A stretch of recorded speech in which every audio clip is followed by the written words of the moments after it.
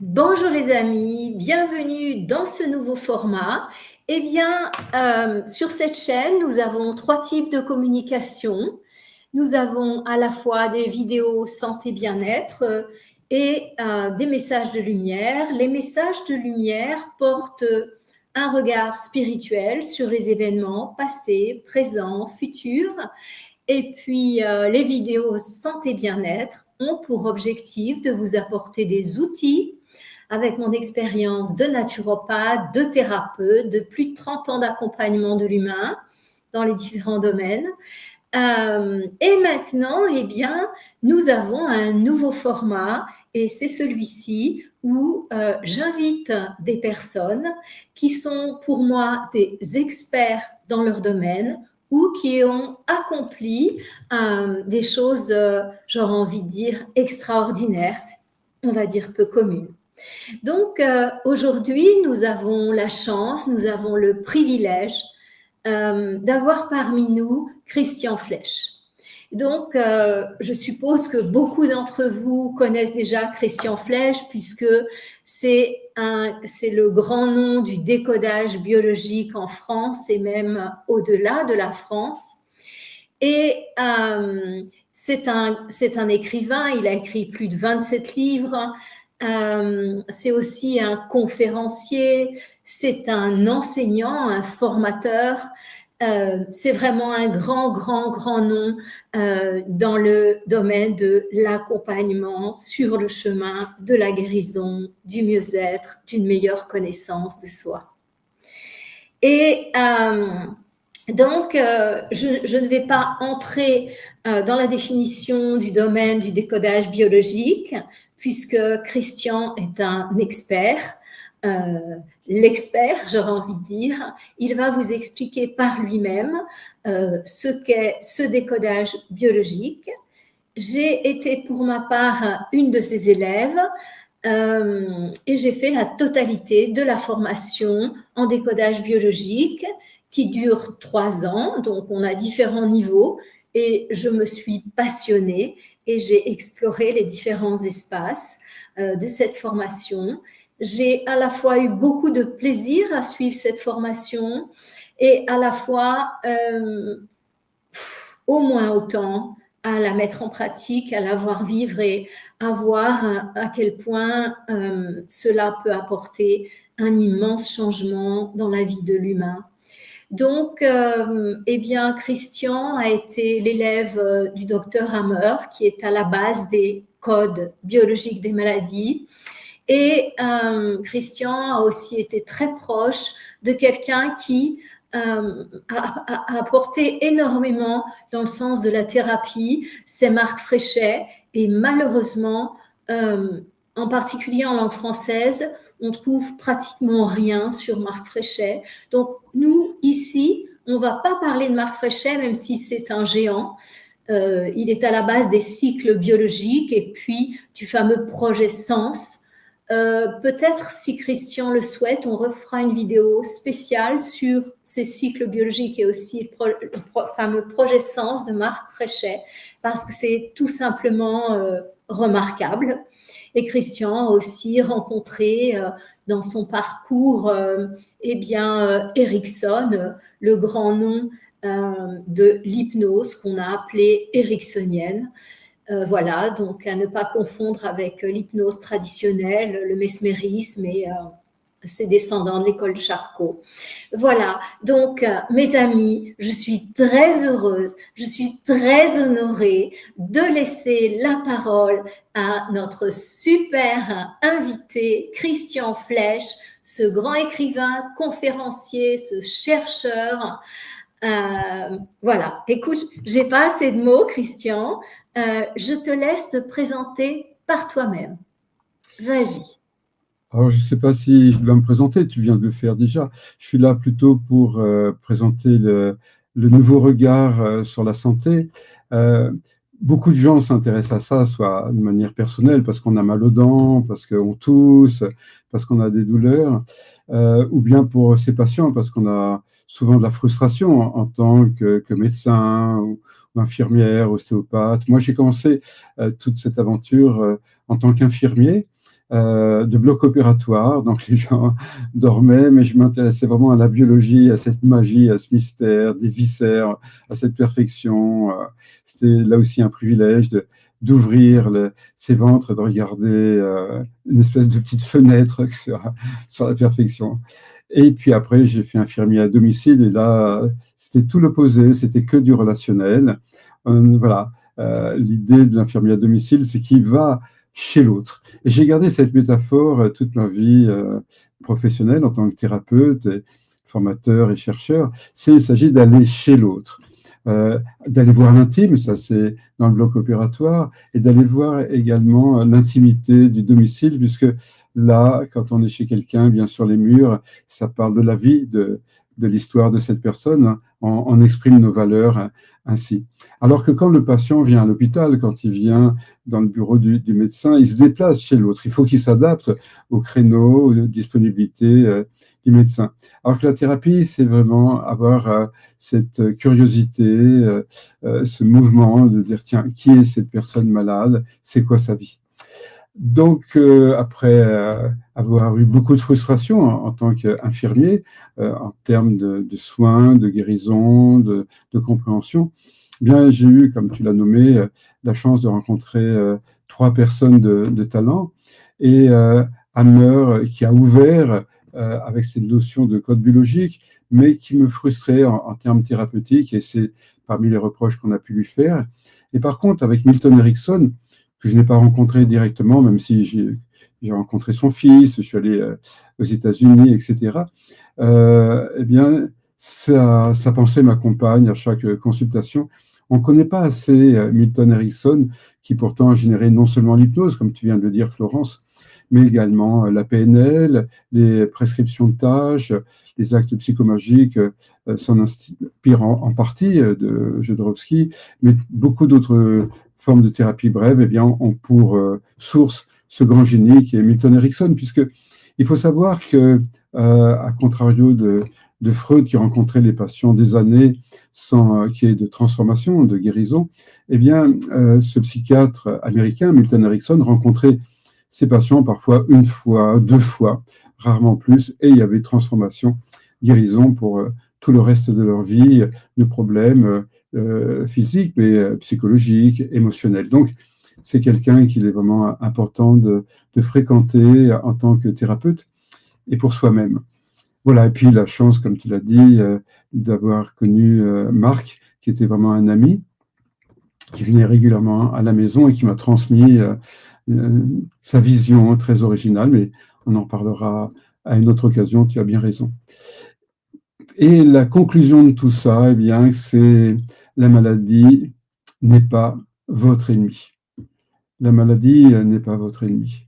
C'est ce nouveau paradigme que propose le décodage biologique, et il invite, il n'impose rien. Décodage biologique est toujours d'ailleurs un complément du travail du médecin. Ce n'est pas une thérapie alternative, c'est une thérapie complémentaire. La différence est importante. Alternative, c'est tiens, est-ce que je vais au marché en voiture ou est-ce que j'y vais à cheval? J'ai 2 alternatives. Là, quand on parle de décodage biologique des maladies, eh bien, ça va être complémentaire. Il n'y a pas d'alternative à prendre des antibiotiques ou de la chimiothérapie, ou mettre des lunettes, ou se faire opérer dans le cas d'une grossesse extra-utérine. Il n'y a pas d'alternative, sinon c'est la mort par hémorragie interne dans ce dernier cas. Donc, je dis ça parce qu'il y a des gens qui, soi-disant, font des décodages biologiques, simplement parce qu'ils s'autoproclament thérapeutes en décodage, des gens que parfois je ne connais même pas et qui créent même des écoles. Il y en a un en Suisse que je ne nommerai pas, mais qui a créé une école il y a une dizaine d'années de décodage biologique. Et ainsi, ils vont diffuser des notions fausses, erronées. Donc, décodage biologique est forcément complémentaire après le travail du médecin et non pas avant. Après les prescriptions pharmaceutiques, chirurgicales, etc. C'est évident, il faut le dire, pour la sécurité du patient et le bon sens. Donc, est-ce que je peux t'interrompre, Christian, un instant, parce que là, tu excites notre curiosité. Mais oui. Qu'est-ce que c'est que ce décodage biologique? Eh bien, comme on l'entend, il y a le mot code et il y a le mot biologique. Car on va tout décoder, c'est-à-dire que la personne qui fait de la médecine chinoise, eh bien, elle va décoder une pulsation qui ressent sur un méridien en un organe. Et puis cet organe, elle va dire, voilà, il a, tiens, votre pouls au niveau du méridien, du rein est faible, ça c'est l'énergie des ancêtres. Tiens, voilà, le point du poumon est faible et le poumon c'est la tristesse. Donc, où l'ostéopathe va ressentir le mouvement respiratoire primaire et il va décoder ça. Ou bien on fait tirer la langue, on voit qu'elle est blanche, et on va le décoder, dire, ah, là, elle est blanche, donc ça vient du foie.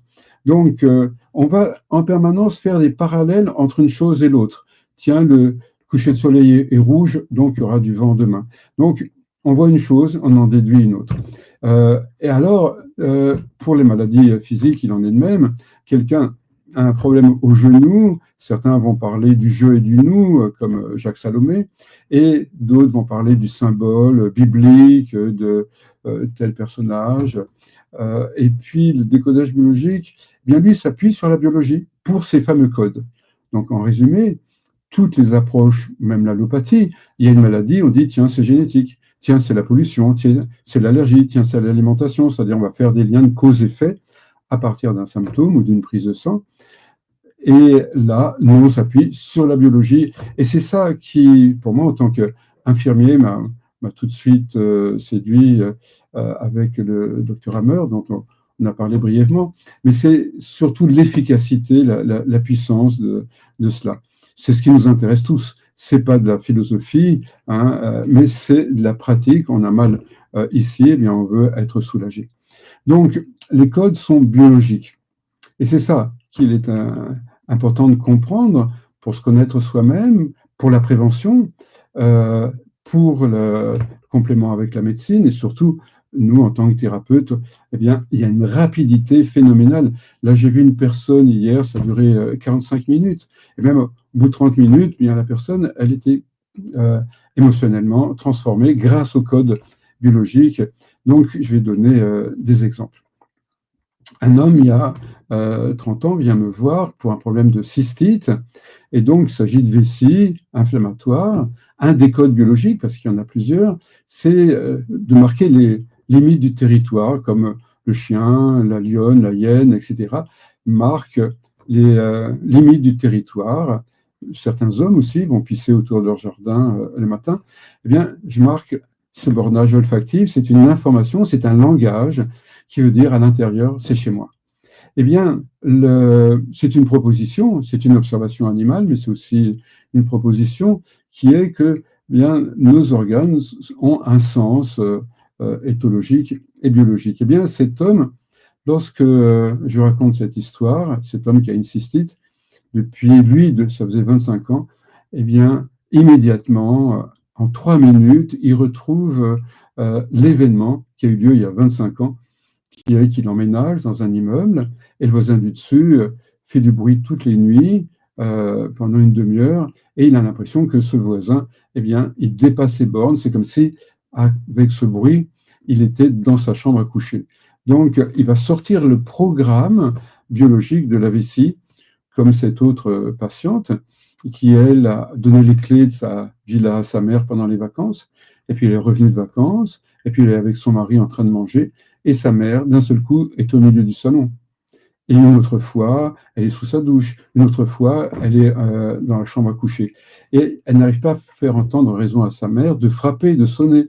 Elle dépasse les bornes, elle franchit les limites du respect. Et donc, elle sort le programme archaïque biologique qui est la cystite. Donc, dès qu'il y a un organe, on va se poser la question, quel est le code? Je vais donner quelques autres exemples, peut-être plus flagrants, comme cet homme qui rentre dans le coma et qui sort du coma totalement sourd. Et donc, on communique avec des signes avec lui par l'écriture.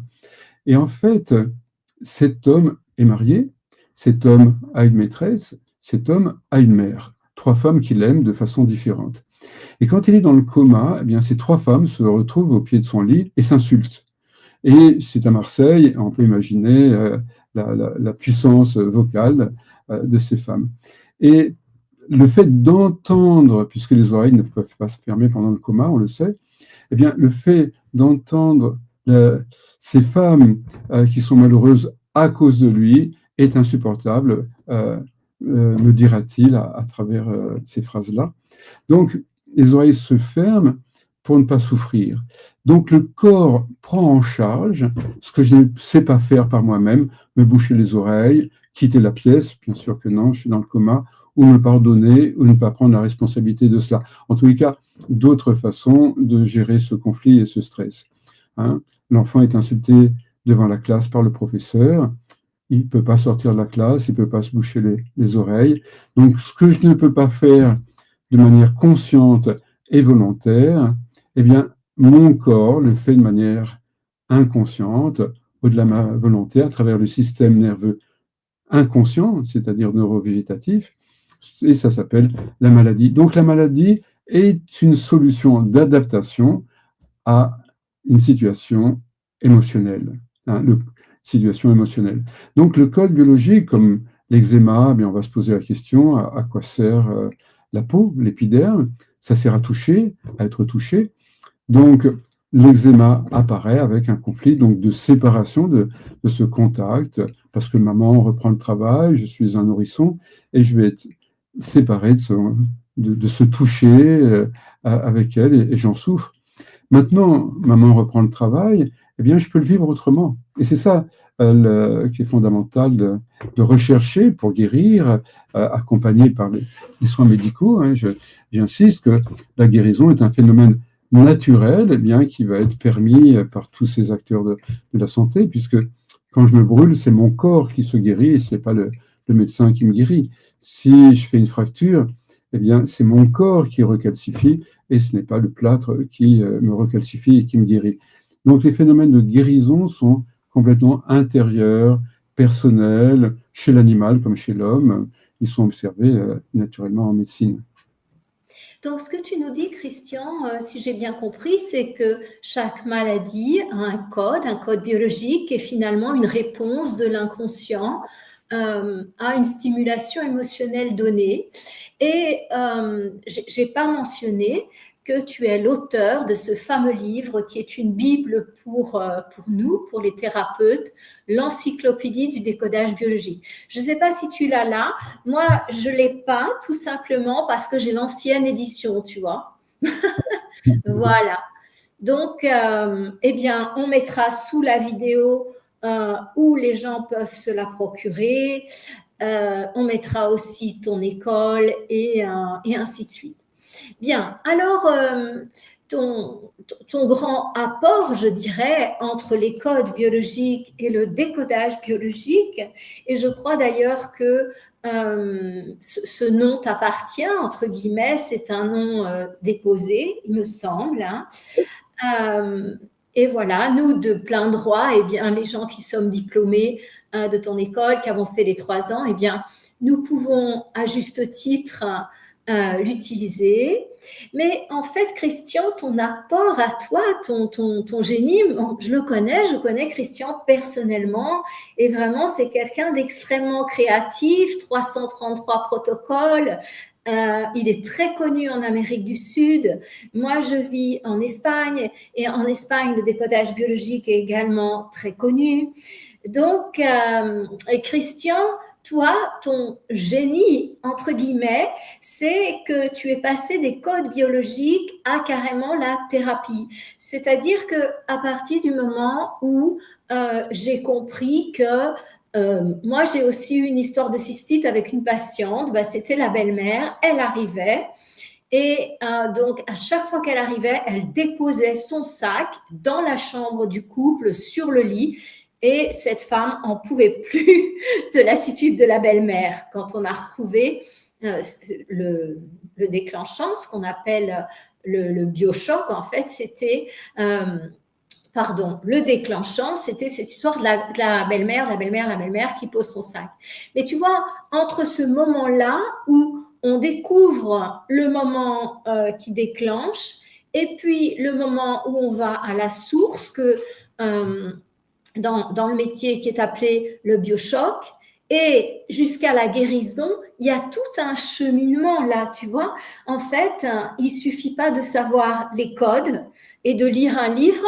Tiens, ben ça vient du fait que ma belle-mère, dans mon cas, le dernier que j'ai eu, c'est ça, c'est qu'elle déposait tout dans la chambre et c'était agressif pour la dame. La dame le recevait comme quelque chose d'agressif parce que on est bien d'accord que ces stimulations émotionnelles, eh bien, elles ne vont résonner en nous qu'en fonction de notre carte du monde.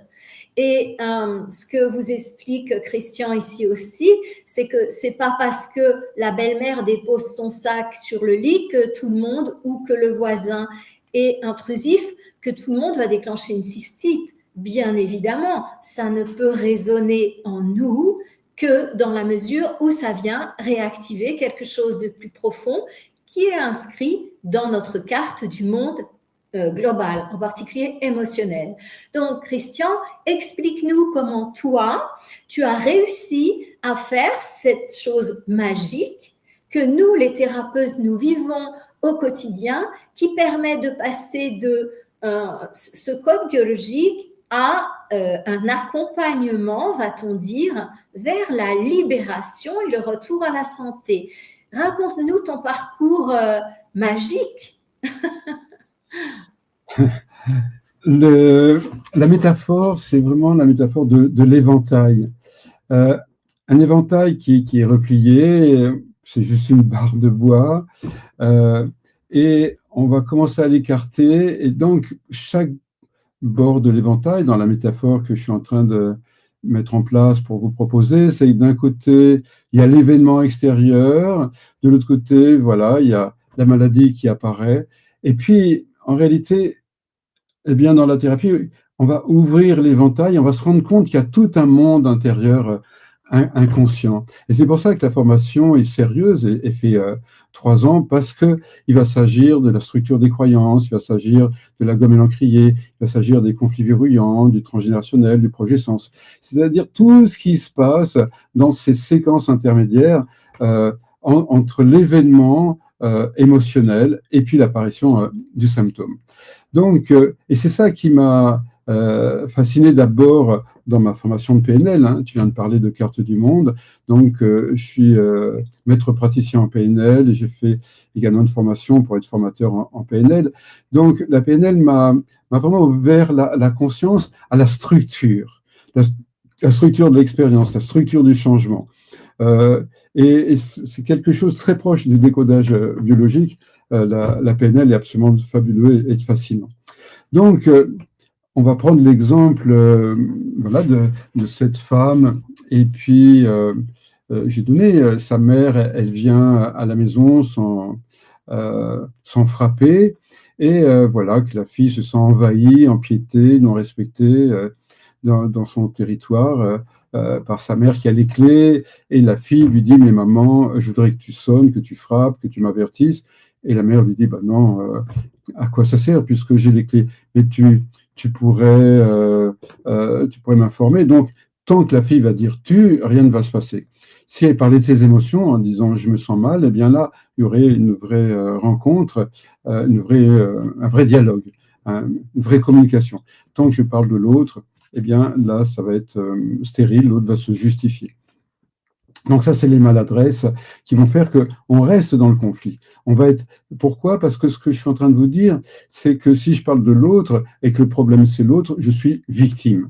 Ça, c'est donc la première étape, c'est je suis responsable de mes émotions, de mes attentes, de mes besoins, de mes valeurs, de mes croyances, de ma réaction. Je suis responsable de ma maladie, non pas fautif, non pas coupable. Hein, la culpabilité n'a jamais été utile à personne sur Terre, ni le culpabilisant ni le culpabilisé. Hein.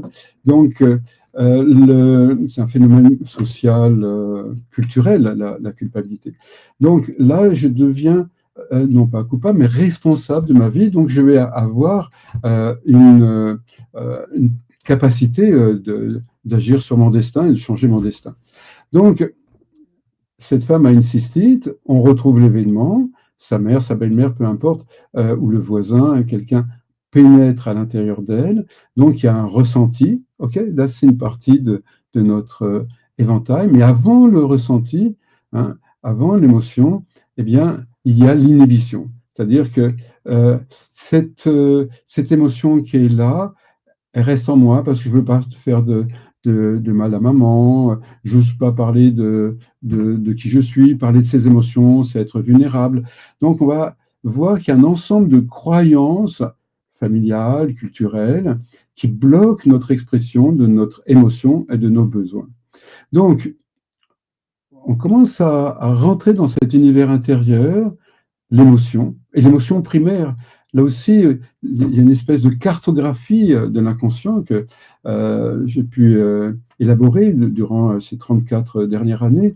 Donc, il y a les émotions primaires et secondaires. Ce qui m'intéresse, c'est le ressenti réel, primaire, qui est biologique. Le ressenti secondaire, c'est un faux ressenti, c'est pour faire plaisir à l'autre.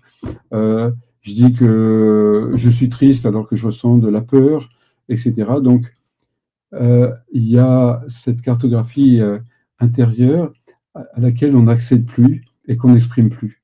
Et puis, il y a des croyances à l'intérieur, des croyances qu'il ne faut pas faire de la peine à l'autre, il ne faut pas parler de soi. Et puis, d'autres croyances sur l'événement qui est si maman rentre sans me prévenir dans la maison, c'est qu'elle ne me respecte pas, c'est que je n'existe pas, c'est que je n'ai pas de valeur. Donc, à l'intérieur, on va pouvoir travailler sur ce conflit. Dans le déclenchant, c'est difficile en temps qui nous est imparti de tout nommer, mais il y a ce conflit déclenchant qui renvoie à une histoire plus ancienne, hein, qui peut être personnelle, qui peut être transgénérationnelle, qui est la première fois où on a ressenti cet envahissement. Je me rappelle de cette patiente, eh bien, le programmant, la première fois où elle ressent cela, eh bien, c'est quand elle est avec sa mère dans le petit appartement. La mère n'a pas de compagnon, et elles sont toutes les deux, elles sont très pauvres. La mère a installé son ordinateur dans la chambre de sa fille, et à chaque fois qu'il y a des amis qui viennent ou qu'elle a besoin de travailler, même s'il est minuit, elle va dans la chambre de sa fille qui est toujours envahie par les amis, par tout le monde. C'est la première fois qu'elle ressent ça. Et donc, c'est à cet instant-là eh bien, que nous allons travailler en thérapie dans la structure de cette expérience. Donc, en résumé, il y a une structure très logique. Hein. Il y a la maladie, quelle qu'elle soit. On a pris l'exemple de cystite. Il y a le code biologique, il y en a plusieurs. Et là, celui qui va être le plus émotionnel, corporel pour cette femme, c'est l'autre m'envahit. On trouve l'événement déclenchant. Voilà, maman a les clés, elle rentre dans la maison. On retrouve le programmant. Bien, j'ai 5 ans, elle rentre dans ma chambre à toute heure du jour et de la nuit. Et puis, dans ce programmant, eh bien, le ressenti primaire, hein, voilà, je suis envahi, pollué, parasité. Et puis, quelle est la croyance? Eh bien, maman ne m'aime pas. Hein. Quand elle ne me respecte pas, ça veut dire qu'elle ne m'aime pas. Ça veut dire que je n'ai pas de valeur. Ça veut dire que je suis rien pour elle. Et donc, on va être dans cette croyance d'agression. Hein, et donc, maman m'agresse, eh bien, parce que je suis fautif, je le mérite quelque part. Hein, donc, ça fait référence à une autre découverte personnelle que j'appelle la gomme et l'encrier, qui est la structure de l'agression. Hein, je suis agressé parce que je suis agressable pour mon inconscient. J'ai fait une faute. Donc, je laisse l'autre m'envahir parce que je le mérite. Et donc, on va aller toujours plus profondément dans cette structure. Et ce qui fait que les protocoles que j'ai inventés, que j'enseigne et que j'utilise, ils vont agir dans la structure. Ça, c'est ce que m'a apporté la PNL, c'est de travailler dans la structure de l'expérience. Et ce qui fait que la thérapie est rapide. Hein. Le changement est rapide. Hein, ça passe tout de suite dans le corps parce qu'on est dans la structure de l'expérience. On est dans la structure de l'expérience. Et je vais prendre un autre exemple d'une patiente qui a un cancer du sein gauche, les canaux du sein gauche. Donc les canaux, le sein gauche, c'est la relation mère-enfant, les canaux, c'est le conflit de séparation. Et effectivement, elle a quitté son mari et en même temps, elle a quitté son enfant, qu'elle voit qu'une semaine sur 2, donc elle s'en sent séparée. Et pourquoi est-ce que c'est grave, aussi grave que ça pour elle, pour en faire un cancer, hein? Eh bien, même si elle connaît l'événement, il y a quelque chose qu'elle n'a pas encore nommé, c'est qu'un enfant a besoin de sa mère pour être épanoui plus tard. Elle a cette croyance-là, qu'il ne peut pas vivre, ne peut pas être heureux plus tard. Donc, je me culpabilise à l'avance de cela, de cette séparation, et parce que je le sens qui est seul. Et donc, j'apporte cette ressource de contact à elle-même et de relation avec qui elle est au fond. Car là, je brûle peut-être des étapes, mais dans tous les conflits de séparation avec quelqu'un d'extérieur, le, le fondement, c'est j'ai perdu le contact avec qui je suis, avec mon essence. Et c'est là où tu parlais donc de plusieurs catégories d'émissions que tu fais. Et là, on s'approche plutôt du métaphysique, voire même du spirituel, à l'origine des maladies. Eh bien, c'est j'ignore qui je suis. Et donc, j'ai des besoins énormes vis-à-vis de l'extérieur. Je suis en référence externe. Je suis jamais satisfait. L'autre ne peut pas me combler. Je suis une victime. Enfin, toutes ces choses-là font une vie qui est très fragile, très vulnérable, et, puisque on attend beaucoup de l'autre, comme un enfant d'ailleurs. J'ai l'impression que parfois, cette société d'adultes est plus une société d'enfants. Et comme disait Jacques Brel en 1964, eh bien, les gens aujourd'hui passent de l'enfance à la vieillesse sans être adultes, car ils sont élevés sous serre. Jacques Brel disait ça en 64, je trouve ça assez, assez visionnaire, en quelque sorte. Donc, les gens que je rencontre sont des enfants blessés. Hein. On me demande parfois si je fais des thérapies d'enfants et je réponds, je ne fais que cela.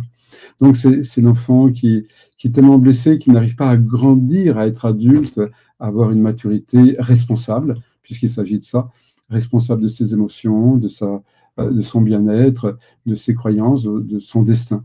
Donc, quelqu'un vient avec une maladie, eh bien, quelle chance, puisque ça va me permettre de grandir et de devenir adulte et d'aller voir ces vieilles histoires qui sont restées en arrière, afin de les actualiser. Dès qu'il y a un symptôme, eh bien, c'est l'opportunité de prendre ce chemin d'écoute de sa profondeur et d'aller voir la blessure, et au-delà de la blessure, eh bien, le talon d'Achille, et d'apporter la ressource dans cette structure-là. Donc, symptôme, il y a un code biologique relié à ce symptôme qui amène tout de suite à une émotion, qui amène au conflit déclenchant. Hein, je fais un eczéma, le code biologique, eh bien, c'est le contact. L'émotion, c'est je suis séparé, je suis seul. Ça mène effectivement à une expérience déclenchante. Tiens, ma fiancée est partie sans un mot. Ça mène au programmant. Eh bien, ma grand-mère a été abandonnée par son fiancé aussi. Et il y a cette mémoire dans mon inconscient. Et puis, dans cette histoire très transgénérationnelle, eh bien, je vis mal le départ. La grand-mère vit mal le départ du fiancé parce qu'elle a trop d'attentes. C'est son soleil, c'est sa vie, et elle n'est pas en contact avec qui elle est, avec sa vie intérieure, avec son âme, avec son cœur, son essence. Et donc, si je reprends l'exemple de cette femme qui avait un cancer du sein gauche, le protocole a consisté à retisser du lien avec elle, remettre du lien avec elle, du contact avec elle, et ça a eu des effets très surprenants au niveau de sa santé. Donc, Christian, si je comprends bien ce que tu nous dis, eh bien, c'est que donc tu pars de symptômes, tu vas trouver le code biologique qui est derrière, tu vas ramener à la toute première fois, si tu me permets de dire comme ça, et là encore, eh bien, la guérison n'est pas encore là. Donc, en fait, ce que tu nous dis, c'est que tu vas apporter là, à travers un outil, eh bien, une réparation. En fait, et c'est là, c'est ce moment qui est absolument magique et je dirais qui fait la différence entre ton approche et ce qu'on entend au niveau du décodage biologique. Parce que très souvent, pratiquant moi-même depuis plusieurs années le décodage biologique, parfois j'ai des patients qui viennent me voir et qui me disent « je n'y arrive pas, de toute façon je n'en sors pas, j'ai déjà fait du décodage biologique et ça ne marche pas. Comme moi je fais différentes thérapies, donc ils savent que peut-être je vais les orienter vers autre chose. Mais ils me disent « mais le décodage biologique, j'ai déjà fait, ça ne marche pas ». Et en fait, là, je souhaite vraiment souligner l'immense apport de Christian, c'est qu'il ne s'est pas contenté de repérer les codes, de retourner à la première fois, mais il apporte une réparation. Et c'est cette phase qui est vraiment absolument magique parce que Christian a vraiment une compréhension. C'est vraiment un chercheur en fait. Il n'est pas resté sur les sentiers battus, sur les trucs tout faits. Ah ben oui, tu vois, le code de ça, c'est ça. Conflit de séparation. Ah ben oui, l'eczéma, un conflit de séparation. Oui, mais et quoi? Donc, est-ce que tu veux bien nous... Je suis désolée, j'insiste peut-être un peu, mais je trouve que c'est vraiment quelque chose d'extraordinaire que tu fais, de passer de cette première fois, cette blessure, en fin de compte, cette blessure émotionnelle, à la réparation. Tu veux bien nous en parler encore un peu plus? Oui, alors, en premier lieu, hein, je le dis, la réparation est un phénomène naturel. Hein, on répare tous les jours, tous les instants. Je veux dire, on s'égratine. Donc, le corps est programmé pour cela. Même un arbre, même voilà, un animal, il y a des cellules du corps pour la cicatrisation. Il y a les plaquettes qui sont là pour arrêter l'hémorragie. Donc, voilà. L'idée, c'est comment stimuler cela. On sait aussi qu'il y a des cellules totipotentes qui sont fabriquées par la moelle osseuse pendant toute la vie et qui vont refabriquer certains organes dans le corps. Donc, le foie se refabrique, par exemple. Donc, il faut vraiment bien comprendre qu'il n'y a rien de surnaturel dans la réparation, la guérison. Il n'y a rien de magique. C'est comment favoriser ça? Je fais référence aussi à notre système neurovégétatif de notre vie inconsciente, qui est avec le système orthosympathique dans le stress et qui a donc le système parasympathique dans la réparation. Hein, tous les médecins, les scientifiques le savent, le système vague, parasympathique, est là pour le retour à la santé, à la normale. La nuit, on passe en vagotonie, on se répare psychologiquement, physiquement du stress de la journée. Hein, donc, vous réparez, vous guérissez régulièrement. Hein, rassurez-vous, c'est pas un truc. Je dis ça parce qu'il y a parfois des croyances. J'y arriverai pas, je peux pas guérir. Donc, premier point. Deuxième point, je rencontre cette semaine donc une jeune femme de 20 ans et qui souffre, 27 ans, et qui souffre d'acné, mais du visage, et c'est une catastrophe pour elle.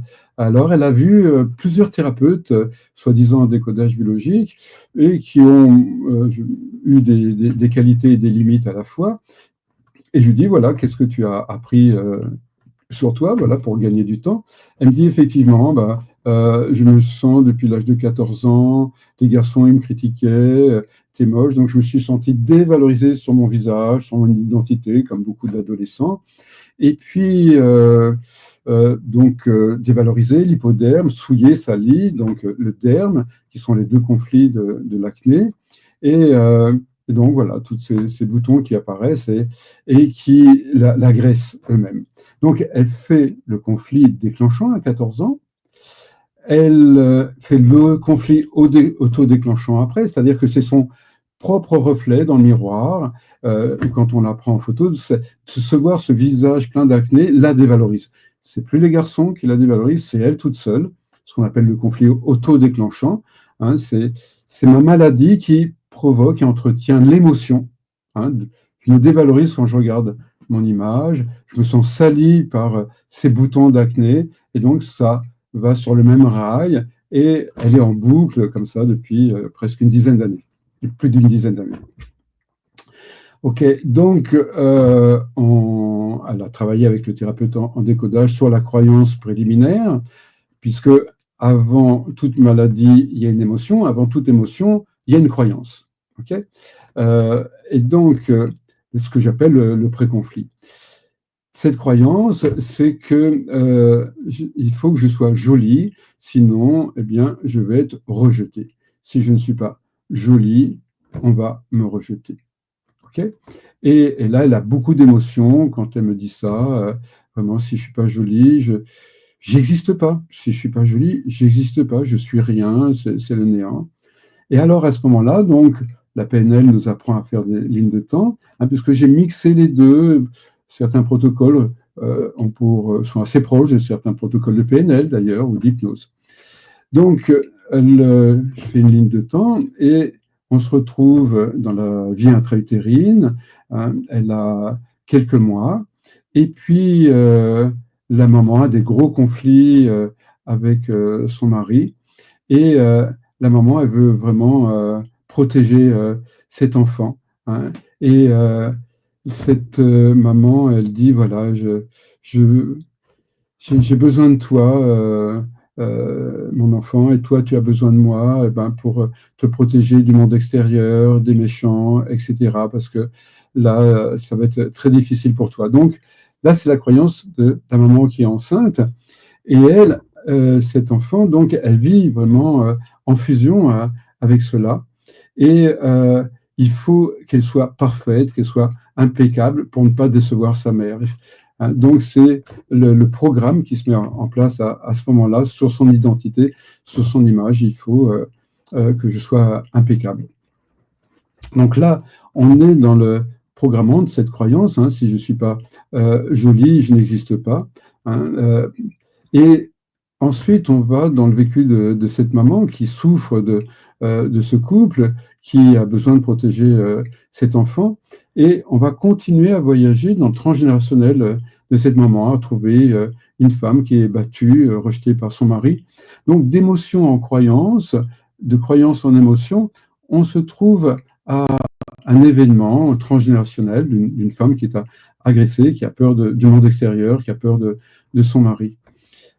On va travailler je vais travailler donc sur cet instant-là. Elle exprime toutes ses émotions.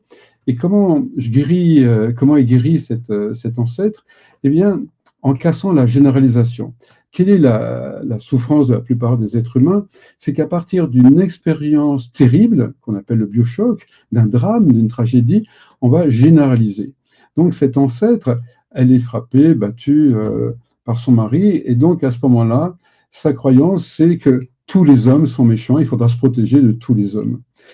Sa petite fille a la même croyance, tous les hommes, eh bien, ils sont méchants, donc elle est fidèle à sa grand-mère, elle se met avec un homme qui est agressif, qui est violent, pour pouvoir faire comme la grand-mère et apporter des ressources à cette mémoire.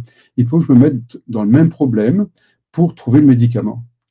Il faut que j'ai la même difficulté de couple pour pouvoir apporter cette solution à cette mémoire inconsciente à l'intérieur de moi. Donc, elle choisit un homme qui est violent, elle est enceinte de cet homme, elle veut protéger cet enfant du monde extérieur, et l'enfant se dit, il ne faut pas que je déçoive maman, elle fait des efforts pour moi, je dois être parfaite. Donc, je vais casser la généralisation de la grand-mère, avec des techniques très simples, de travail sur les croyances. Je fais voyager son esprit et découvre d'autres hommes sur la Terre qui ne sont pas violents, qui ne sont pas agressifs. Donc, on casse la généralisation. Une fois que cette généralisation est cassée chez la grand-mère, à ce moment-là, c'est un autre message, c'est une autre transmission qui arrive à sa petite fille. Et à ce moment-là, elle dit, voilà, ce mari, de temps à autre, il est agressif, mais il n'a pas que ça. Donc, on a cassé la généralisation. L'enfant a une autre perception de sa mère, du monde extérieur. Il n'a plus besoin de s'en protéger ou d'avoir un masque. Il faut que je sois belle pour avoir ce masque-là. Et ensuite, elle arrive aujourd'hui, donc elle a 27 ans, je crois, 26 ans, je ne sais plus très bien. Et donc, on arrive aujourd'hui, elle me dit textuellement, ça n'a aucune importance d'être jolie ou de ne pas être jolie, ce qui compte, c'est d'être soi-même. C'est-à-dire, sa croyance a changé, elle peut se regarder dans le miroir, il y a de l'acné, quelle importance, ça c'est la peau, c'est la surface des choses. Maintenant, j'ai cette conscience d'être à l'intérieur de moi. J'existe à l'intérieur de moi. Elle a des sensations de poids, de densité, puisqu'elle était dissociée de son corps, elle était flottante. Quand on est en stress, peur d'être agressé, souvent on va se dissocier de son corps, ou quand on est dévalorisé, on va se dissocier, ce qui est une façon de ne plus être en contact avec ce qu'on rejette. En tout cas, là, elle se réassocie à son corps, elle rentre à l'intérieur et me dit, mais je me sens lourde, je me sens dense, je me sens présente, et je suis. Ça s'appelle être vivante et avoir une identité. Je suis, et peu importe le regard des autres. Bon, je regarde mon acné, bon, ouais, c'est de l'acné, quoi. On a fait, là, j'essaie de résumer, mais elle a cassé l'identification à son image. Il y avait ça aussi dans la séance qui a duré 40 minutes. Tout ce que je vous raconte, c'est fait en 40 minutes, un peu moins d'une heure en tous les cas. Donc, elle a cassé l'identification à sa mémoire. Et pourquoi si rapide? Parce que je suis sur les codes biologiques, parce que je sais où je vais, je cherche la croyance limitante, je vois s'il y a des conflits verrouillants. Dans son cas, il n'y avait pas de conflit verrouillant. Elle était en sécurité, en confiance dans la relation avec moi. Donc, ça se fait en 3/4 d'heure. Je sais ce que je cherche, je sais où je vais, je dialogue avec la partie qui a l'information, non pas avec le conscient. Donc, c'est des façons de parler à la personne, de se synchroniser au prédicat biologique de la personne, entre autres. Eh bien, vraiment très intéressant cette genèse. Excellent. Merci beaucoup, Christian. En fait, tu nous as parlé, là, j'ai entendu parler de verrouillant, et en tant que thérapeute, bien sûr, bien, on est régulièrement confronté à ces conflits verrouillants. Est-ce que tu pourrais nous donner un exemple et d'abord commencer par dire qu'est-ce que c'est qu'on appelle un conflit verrouillant, et puis ensuite, est-ce que tu aurais la gentillesse de nous donner un exemple par rapport à ça? Oui, donc la genèse des conflits verrouillants, c'est que je me suis rendu compte dans les années 2000 qu'à symptômes égaux, il y a des gens qui évoluaient très rapidement, et d'autres, ça durait des mois, voire des années, et rien ne se passait. Alors que c'était la même maladie, même ressenti, des histoires similaires. Et je me suis demandé, mais quelle est la différence qui fait la différence? Et puis régulièrement, j'avais autre chose que le conflit et la maladie qui apparaissait dans le champ de la thérapie. Et donc est né dans mon esprit ce thème du verrou. C'est quelque chose indépendant de la maladie, mais qui verrouille la maladie. C'est-à-dire qu'il y a un coffre dans une pièce, donc ça c'est le symptôme, hein, c'est un coffre qui est fermé avec une clé, donc c'est l'eczéma, c'est la pneumonie, c'est la cystite, c'est le diabète. Et puis nous on a les clés, c'est-à-dire les codes, pour ouvrir le cadenas de ce coffre. Il s'ouvre et à l'intérieur du coffre, eh bien, on découvre l'histoire émotionnelle grâce à la clé, grâce au code. Mais maintenant, il arrive que ce code soit lui-même à l'intérieur d'une pièce qui est fermée à clé, avec un verrou, 2, 3, 4, 5 verrous. Donc, on ne peut pas accéder au secret émotionnel de cette personne. Donc, c'est indépendant, c'est deux histoires indépendantes. Par exemple, le plus connu, puisque j'ai récapitulé des choses que j'avais lues, entendues, et puis que j'ai découvert en écoutant les gens, eh bien, le plus connu, je dirais, c'est le bénéfice secondaire. Alors, je donne un exemple d'une jeune femme de 24 ans qui a des transfusions, je crois que c'était tous les 2 mois. Elle fait une anémie très, très importante depuis son enfance. Depuis l'âge de 5 ans, elle va à l'hôpital, mais très, très souvent, elle a sa poche de sang.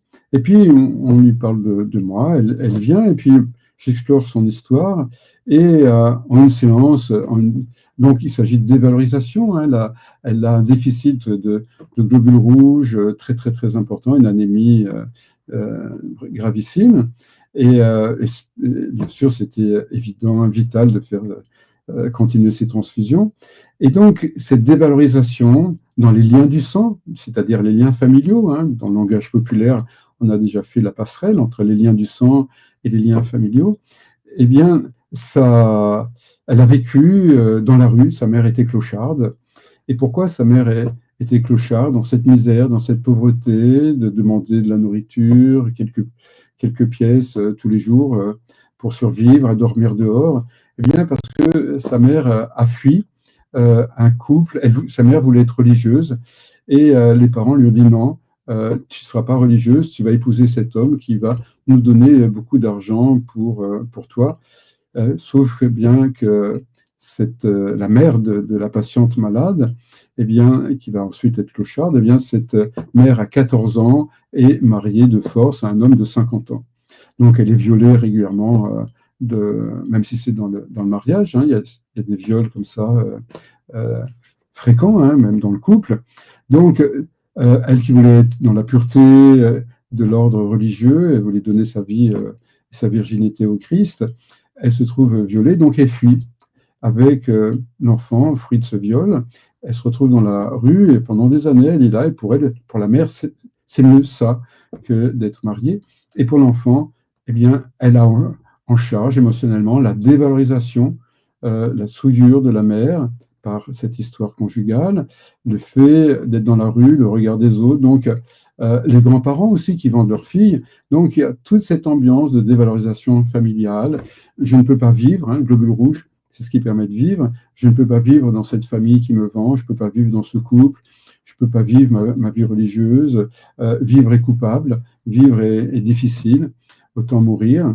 Donc elle est porteuse de ça. On voit la partie c'était il y a une vingtaine d'années, donc la première partie des conflits est perçue à la première consultation, elle revient à une deuxième consultation. Là, je fais un travail plus thérapeutique, qu'elle contacte ses émotions, qu'elle les verbalise, qu'elle les exprime. On travaille ensuite sur ses croyances, je ne vaux rien. Donc là, là aussi, elle transforme ses croyances limitantes. Et je lui donne une troisième séance. Et il se passe deux choses très importantes. La première, elle me dit au téléphone, je vais beaucoup mieux. J'ai, d'après l'hôpital, besoin de moins de transfusions. On va pouvoir même mettre du délai entre deux transfusions, on va pouvoir doubler. Donc, il y a quelque chose qui s'est passé au niveau de mon corps et je vous en remercie. Je me sens beaucoup mieux aussi avec mon histoire, avec mon émotion et je ne reviendrai plus vous voir. Et elle me dit, l'hôpital, c'est ma famille. Depuis l'âge de 5 ans, les infirmières elles-mêmes, je suis leur fille. C'est ma famille. Donc, elle avait transféré une famille horrible dans une famille qui la soigne, qui l'aime, qui la considère, qui la valorise. Et on peut le comprendre. Et donc, il n'est pas question pour elle de perdre cette famille-là. Malheureusement, c'est à travers un message téléphonique qu'elle me raconte tout ça, et non pas en direct, parce que ça, c'est un bénéfice secondaire qui se travaille. Comment garder l'avantage, le bénéfice de cette nouvelle famille à l'hôpital, de ces liens affectifs, et sans avoir besoin de la maladie. Hein. Donc, si elle m'avait parlé directement, si elle était revenue, eh bien c'est ça que nous aurions trouvé pour garder tous les bénéfices secondaires et sans garder l'inconvénient de la maladie. Il y a d'autres moyens d'atteindre tous les bénéfices secondaires. Il y a d'autres verrouillants, il y a les inversions, par exemple, souffrir c'est bien, avoir du plaisir c'est mal. Voilà une autre aversion qui va bloquer. Une autre, ça va être l'interdit d'avoir des émotions. Avoir des émotions, ça rend vulnérable, fragile, les autres profitent de vous. Il y a beaucoup cette confusion-là qui est, il faut être fort, il faut être mental, intellectuel, tout contrôler et ne pas vivre. Une vie sans émotion n'est pas une vie. Hein, on se prépare à être des robots, quoi, mais ce n'est pas une vie. Donc, c'est parce qu'il y a émotion qu'il y a élan vers l'autre, qui a relation, qui a projet. Donc, le problème n'est pas non plus la douleur ou la souffrance, c'est la réaction à ça. C'est est-ce que j'ai la maturité eh bien, de faire un avec ce qui est, plutôt que de me séparer avec ce que je ne veux pas. Merci, vraiment, c'est très éclairant. Écoute, Christian, moi, je pourrais t'écouter pendant des heures. D'ailleurs, je t'ai écouté pendant des années, je t'écoute encore.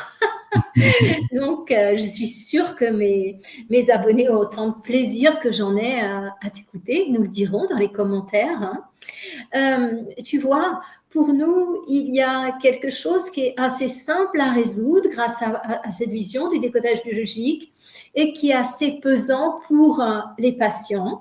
Donc, eh bien, j'aimerais bien qu'on termine sur cette note positive, en fait, des allergies. Donc, pour les allergies, je ne vais pas dévoiler, je vais te laisser présenter ça, mais les allergies, c'est pas si compliqué que ça à résoudre. Christian va nous expliquer ça en 2 coups de cuillère à peau. Et en fait, pour le patient, c'est une grande libération. Est-ce que tu aurais la gentillesse, Christian, de nous partager encore ça? Allez, on abuse un peu, on peut pas s'empêcher de te poser des questions et tu es une encyclopédie sur 2 pattes.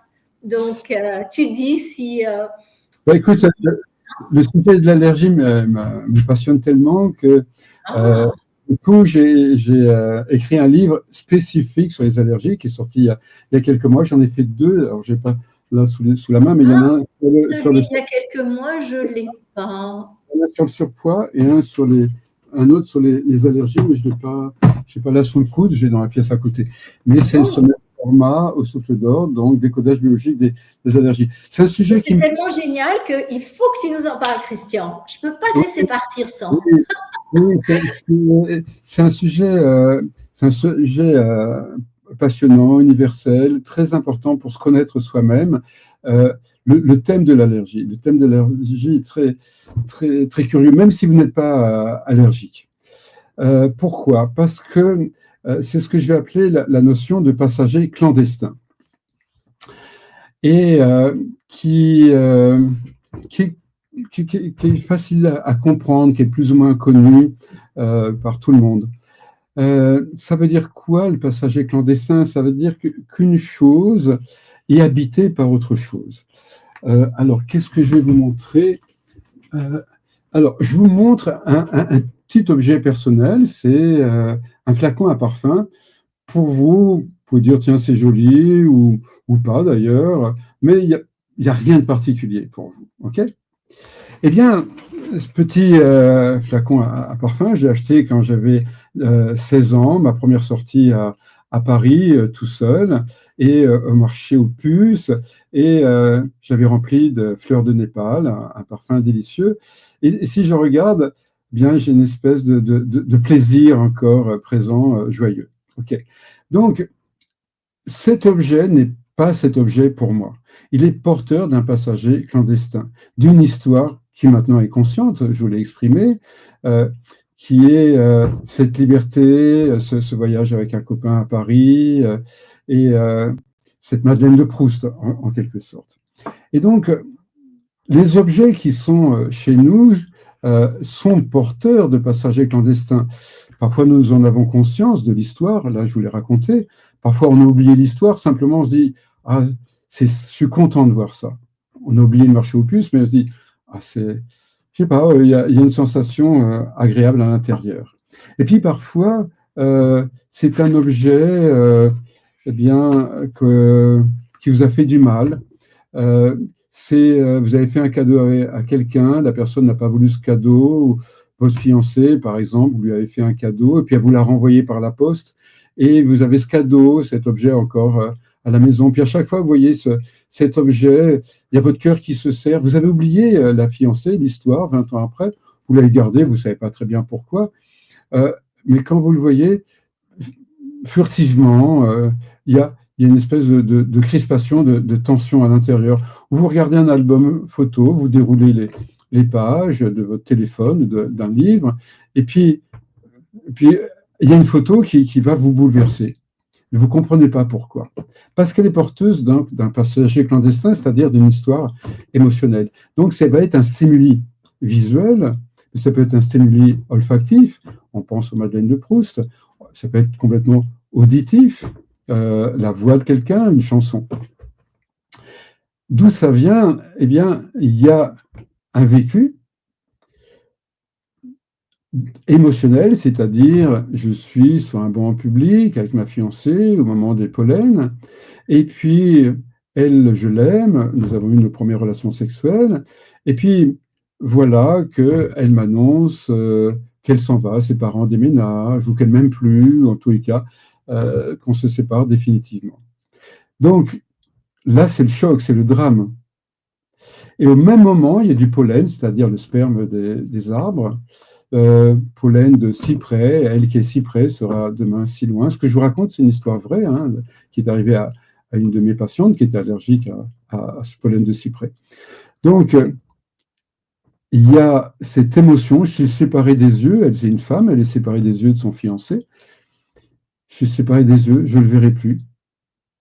Il y a le pollen en même temps. Et il va y avoir dans sa biologie une association, comme j'ai donné l'exemple de ce petit flacon ou de n'importe quoi d'autre. Eh bien, il y a une association entre ce pollen, pourquoi le pollen et non pas la peinture du banc ou le tissu de ses chaussettes? Eh bien, parce que le pollen, j'ai donné la clé, c'est le sperme végétal, et puis c'est du cyprès, hein, donc qui fait référence à un jeu de mots. Donc le pollen est là réellement. Et donc il va y avoir une association, un ancrage, en PNL on parle d'ancrage, d'empreinte, il va y avoir une association entre le pollen et cette histoire émotionnelle de séparation visuelle. Et à partir de l'année suivante, là elle a 17 ans, et à partir des 18 ans, dès qu'elle est en contact avec du pollen de cyprès, elle se gratte les yeux. Mais elle n'a pas d'émotion. C'est ça qui est d'étonnant avec l'allergie. Eh bien, il n'y a pas d'émotion. Juste, il y a la réaction physique. Rappelez-vous de la métaphore de l'éventail que l'on ouvre, et tout le milieu de l'éventail est inconscient. Mais ça a lieu à la vitesse de l'éclair. Donc, le thérapeute en décodage biologique des maladies, eh bien, c'est un détective. Il va faire une enquête. À quoi est-elle allergique, depuis quand et quels symptômes, hein, comme cette patiente qui est allergique au poil de cheval depuis ses 15 ans et elle se gratte les seins. Dès qu'il y a du poil de cheval, qui pourtant va partout dans le corps, c'est la poitrine qui la démange, jusqu'à vouloir s'arracher la peau. Elle a des plaques rouges. Donc voilà, l'enquête, c'est les 3 questions dans les allergies. Alors, on va démarrer sur le symptôme. Elle s'arrache la peau, donc c'est un conflit d'agression. Hein, j'ai été agressé où sur ma poitrine, en présence d'un cheval, puisqu'il s'agit des poils de l'animal, et à l'âge de mes 15 ans, ou un peu avant, puisque le symptôme apparaît tout de suite à la deuxième fois, donc de contact avec l'allergène. Et c'est pour ça que le décodage biologique est rapide. Hein. Je m'appelle Flèche et non pas escargot, ça doit venir de là sans doute, mais en tous les cas, moi, je n'ai pas envie ni de perdre mon temps, ni que les gens le perdent. Et pourquoi le faire, puisque on a ces techniques, ces procédés tellement rapides quand on va sur l'émotion, quand on va sur le code. Et bien là, c'est à la première séance. Au bout d'un quart d'heure, elle dit, voilà, je pars avec mon cheval, il y a un homme d'un âge mûr qui vient, qui me rejoint avec son cheval et qui me dit, tiens, je peux me balader avec toi, puisqu'elle allait dans la forêt. Elle ne sait pas dire non, et donc l'homme la coince contre un buisson et lui touche la poitrine. Et c'est insupportable pour elle. Contact imposé avec la poitrine, c'est à cause du cheval. Si j'avais été à pied, je courais, mais là j'ai mon cheval, je suis bloqué, et c'est parce que j'ai un cheval qui a pu s'approcher de moi aussi et que j'ai pu me laisser faire. Et j'ai 14 ans et demi, donc c'est juste avant le deuxième contact avec l'allergène. Donc c'est une enquête de détective, et avec le code biologique de la maladie, et on fait parler l'allergène. Il était présent réellement ou symboliquement, en tous les cas, c'est tous ces éléments. Donc, vous verrez dans le livre des allergènes, qui est vraiment utile pour comprendre les phobies. Les phobies, c'est la même structure. Et on parlait de spiritualité, je crois que le sujet t'intéresse aussi, Florence. Et qu'est-ce que c'est le chemin spirituel, comme dans les accords Tolkien ou autres? Eh bien, il n'y a plus de séparation à l'extérieur, il n'y a plus d'interprétation, et je suis là au présent. Donc, c'est tout un chemin de dépouillement, de l'identification à l'histoire, de l'identification au corps, comme disent certains sages hindous, comme Nisargadatta. Donc, je ne suis plus identifié à mon corps, je suis la conscience impersonnelle, et je ne suis plus identifié à l'histoire. Et c'est surtout ce deuxième point qui nous intéresse en décodage. Et quand je ne suis plus identifié à l'histoire, à ce moment-là, je suis dans le présent. Et quand je suis dans le présent, eh bien, il n'y a plus de séparation avec l'autre, avec ce qui est. hein. Et quand il n'y a plus de séparation, il n'y a plus de conflit, je veux dire. Et là, ça peut être le bout du chemin, si je peux me permettre. Oui, écoute, c'est excellent et je pense que cette dernière éclaircissement sur les allergies, je pense que ça va apporter de l'eau au moulin à pas mal d'entre nous et peut-être résoudre des catastrophes familiales comme l'abandon du chat, tu vois. Donc, toi et moi, on connaît les histoires d'allergie aux poils de chat. Donc, on termine cette séance. Peut-être Alors, qu'on surtout ce que j'ai le découvert.